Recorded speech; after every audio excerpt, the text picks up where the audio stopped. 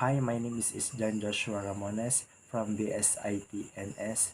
Now we're reporting the topic of computer security. And now we proceed to introduction. The computer has transformed our life in many good ways. Unfortunately, this vast network and its associated technologies also have brought in their wake the increasing number of security threats. The most effective way to protect yourself from these threats and attacks is to be aware of standard cybersecurity practices. So, in the first place, sabi niya rito is has transformed our lives in many good ways. So, technology is the best right now. Lalo-lalo na po sa generation na to kasi may mga gamit na tayo like cellphone, tablets, and computers, laptops, and other technologies na na-imbento. Unfortunately, kasi ang technology ngayon is meron nating threats. And what is the threats? Ano ba yung ibig sabihin ng threats? Ang threats po ay yun yung pagkasira or pagsisira ng ating technology. Just like po, for example, ang ating Facebook po. Diba? You have account na nandun yung mga profile mo, your personal information, and kung nakapublic po yun, is pwede pong magkaroon ng threats. Ano yung pagiging cause ng pagiging threats nun is pag nakapublic ka lahat ng personal information nyo, is pwedeng itong gayahin ng ibang tao. Gayahin nyo yung profile mo, gayahin nyo yung mga personal information mo, 'di ba? So nakapublic. So ibig sabihin makakopya niya. So yun yung threats na ibig sabihin. But sabi niya rito, the most effective way to protect your profile or protect yourself from these threats and attacks is to be aware of standard cybersecurity practices. So, ibig sabihin, wag dapat po lahat ng ating mga post, lahat ng ating mga personal information, wag po natin lahat i-post para magkaroon ng safety or magkaroon ng protection yung personal information natin sa sarili natin. This module present an introduction to computer security and its concept. In this module, topics covered are the following: definition of computer security and threats, basic security, concept of computer, and threats to hardware, user, and data. Learning content, definition of computer security and threats.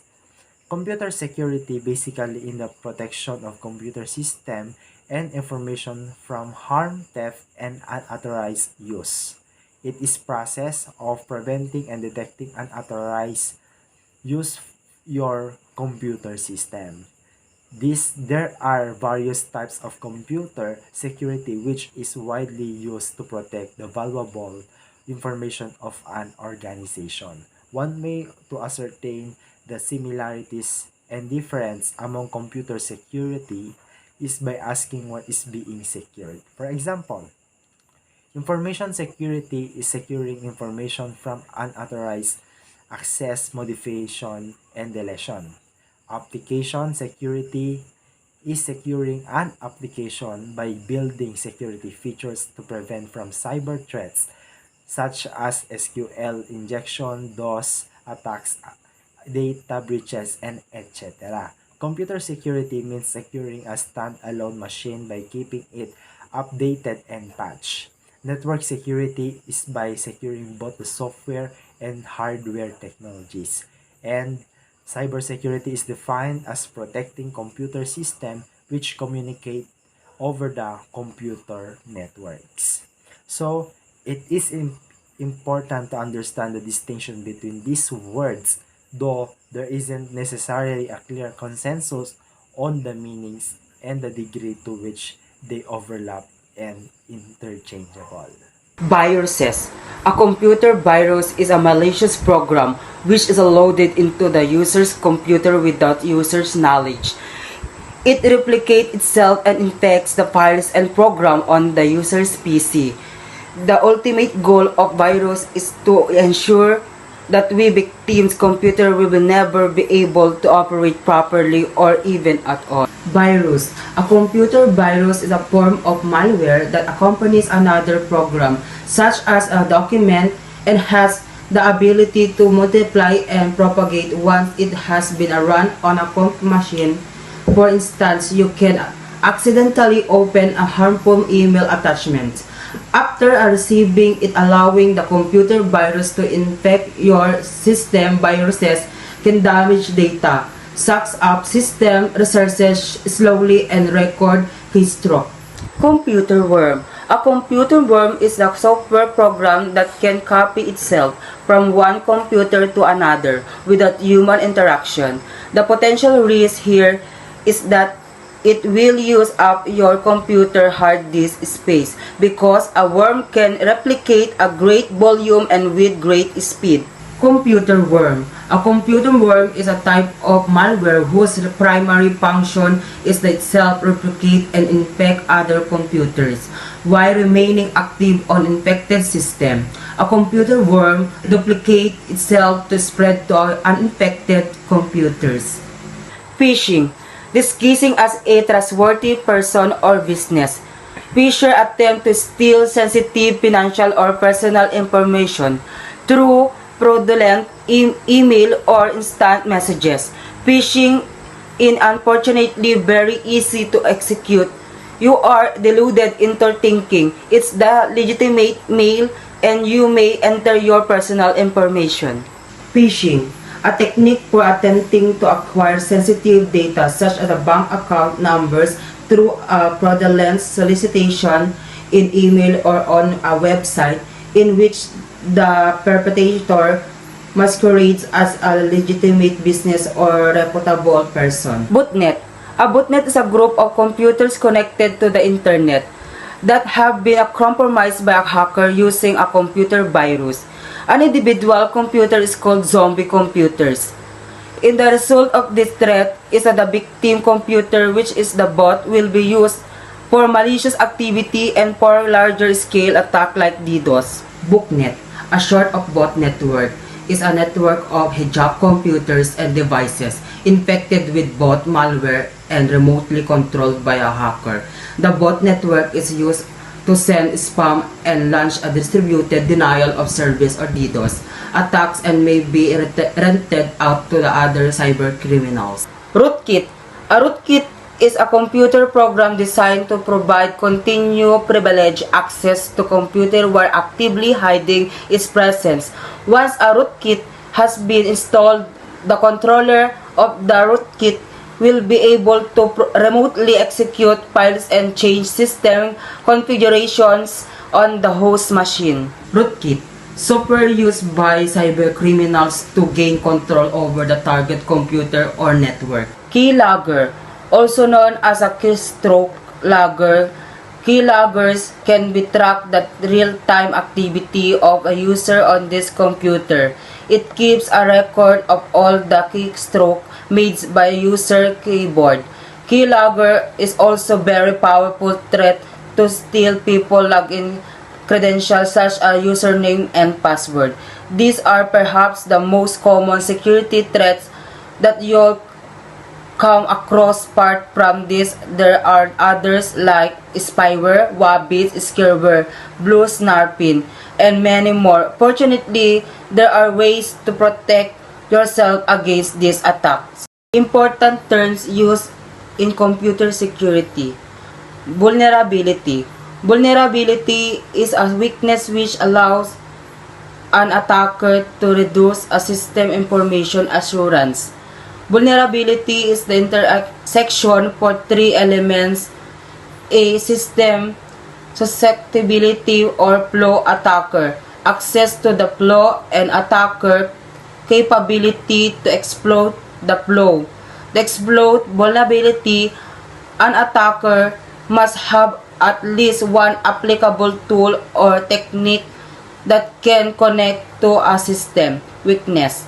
In this frame, vulnerability is also known as the attack surface. Vulnerability management is the cyclical practice of identifying, classifying, remediating and mitigating vulnerabilities.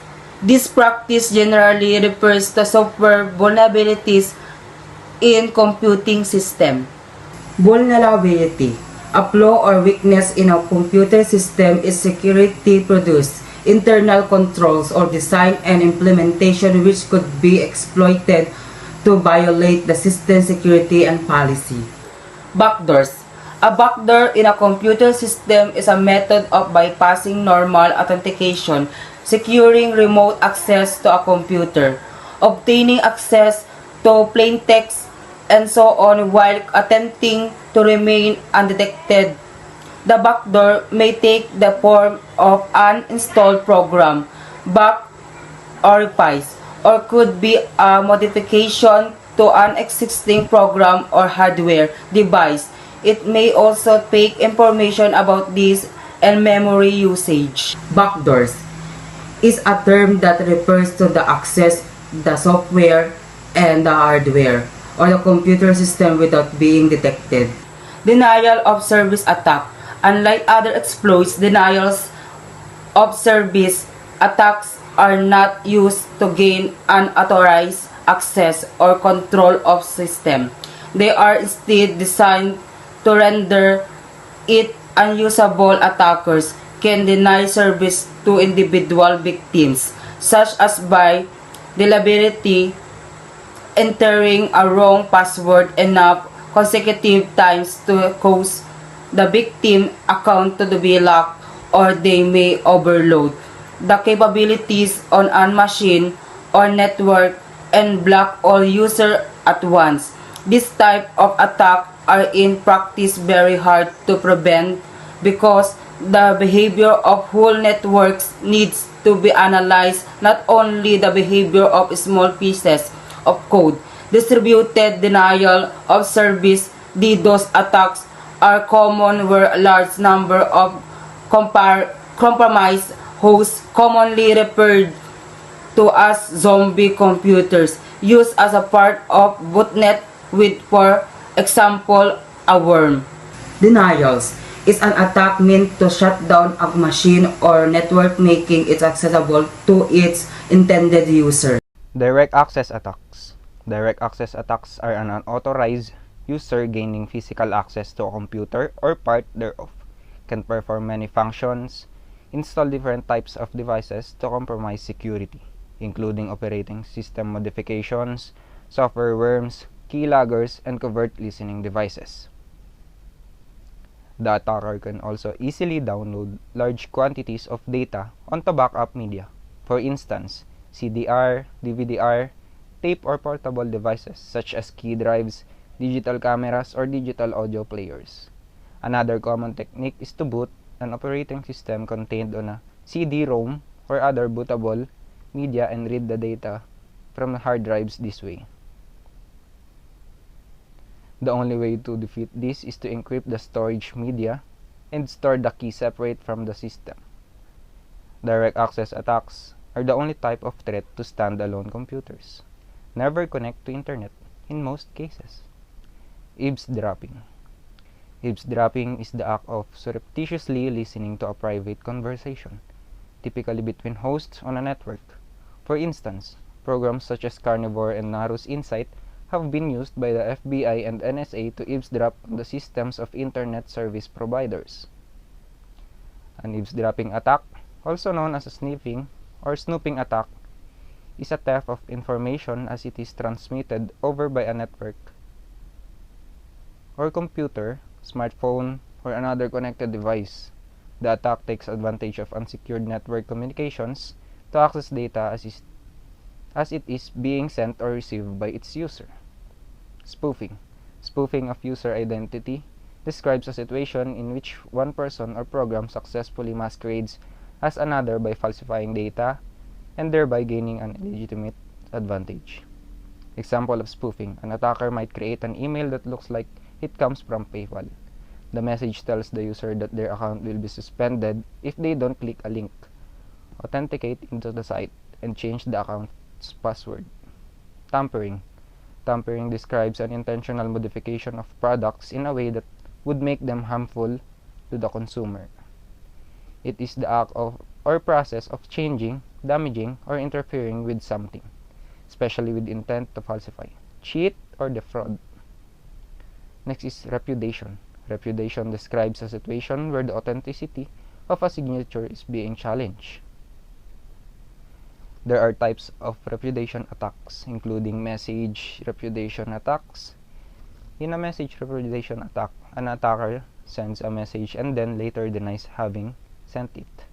This can be done by using spoofed or falsified headers or by exploiting vulnerabilities in the messaging system. Information disclosure.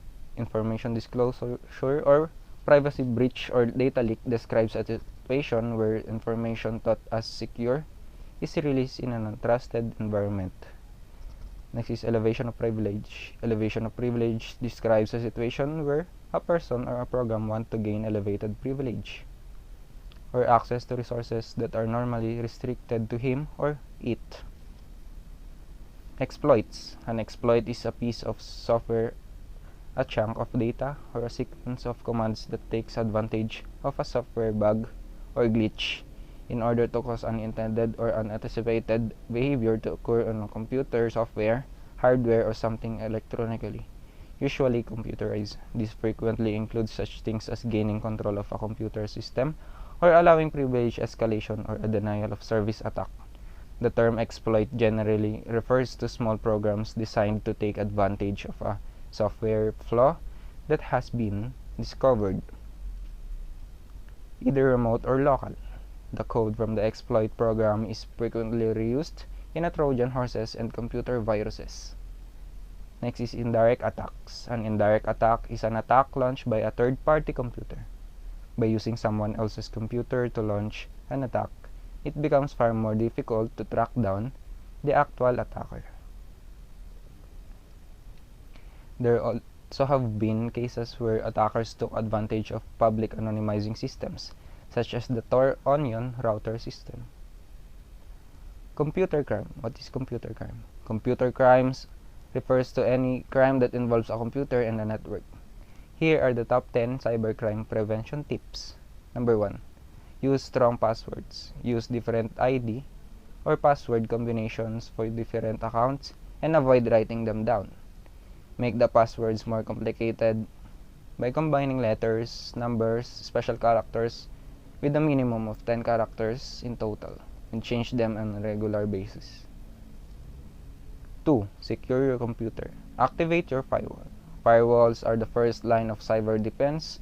They block connection to unknown or bogus sites and will keep out some types of viruses and hackers. Use antivirus, malware, or software. Prevent viruses from infecting your computer by installing and regularly updating antivirus software. Block spyware attacks. Prevent spyware from infiltrating your computer by installing and updating anti-spyware software. Number 3. Be social media savvy. Make sure your social networking profiles, Facebook, Twitter, YouTube, MSN, and many more, are set to private. Check your security settings. Be careful what information you post online. Once it is on the internet, it is there forever. Number 4. Secure your mobile devices. Be aware that your mobile device is vulnerable to viruses and hackers. Download applications from trusted sources. Number 5. Install the latest operating system updates. Keep your application and operating system like Windows, Mac, Linux current with the latest update. Turn on automatic updates to prevent potential attackers on older software. 6. Protect your data. Use encryption for your most sensitive files such as tax returns or financial records. Make regular backups of all your important data and store it in another location. Number 7. Secure your wireless network. Wi-Fi or wireless networks at home are vulnerable to intrusion if they are not properly secured. Review and modify default settings. Public Wi-Fi aka hotspots are also vulnerable. Avoid conducting financial or corporate transactions on these networks. Number 8. Protect your e-identity. Be cautious when giving out personal information such as your name, address, phone number, or financial information on the internet. Make sure that websites are secured when making online purchases, or that you've enabled privacy settings when accessing or using social networking sites. 9. Avoid being scammed. Always think before you click on a link or file of unknown origin. Don't feel pressured by any emails. Check the source of the message. When in doubt, verify the source. Never reply to emails that ask you to verify your information or confirm your user ID or password. 10. Call the right person for help. Don't panic if you are a victim. If you encounter illegal internet content such as child exploitation, or if you are a suspect to a computer crime, identity theft, or a commercial scam, report this to your local police. If you need help with the maintenance or software installation on computer, consult with your service. Components of computer system. The components of a computer system that needs to be protected are: number 1, hardware, the physical part of the computer. Computer hardware includes the physical parts of a computer such as the case, central processing unit or CPU, random access memory, RAM, monitor, mouse, keyboard, computer data storage, graphics card, sound card, speakers, and motherboard. Second, firmware, permanent software that is etched into hardware devices, non-volatile memory, and is mostly invisible to the user. In a PC, the basic input-output system is an example of a firmware. It lets the program that the microprocessor uses to start the device when you turn it on. It also lets the PC's OS communication with connected devices, such as your keyboard, mouse, printer, and other peripherals. 3. Software, the programming that offers services, like operating system, word processor, internet browser to the use provider or certified computer technician. The CIA triad: confidentiality, integrity, and availability. Confidentiality is ensuring the information is available only to the intended audience. Integrity: integrity is protecting information from being modified by unauthorized parties. Availability: availability is protecting information from being modified by unauthorized parties. Confidentiality is the concealment of information or resources, the need for keeping information secret. The need for keeping information secret arises from the use of computers in sensitive fields such as government and industry. Example, inspiring an income tax will return prevent from anyone reading it.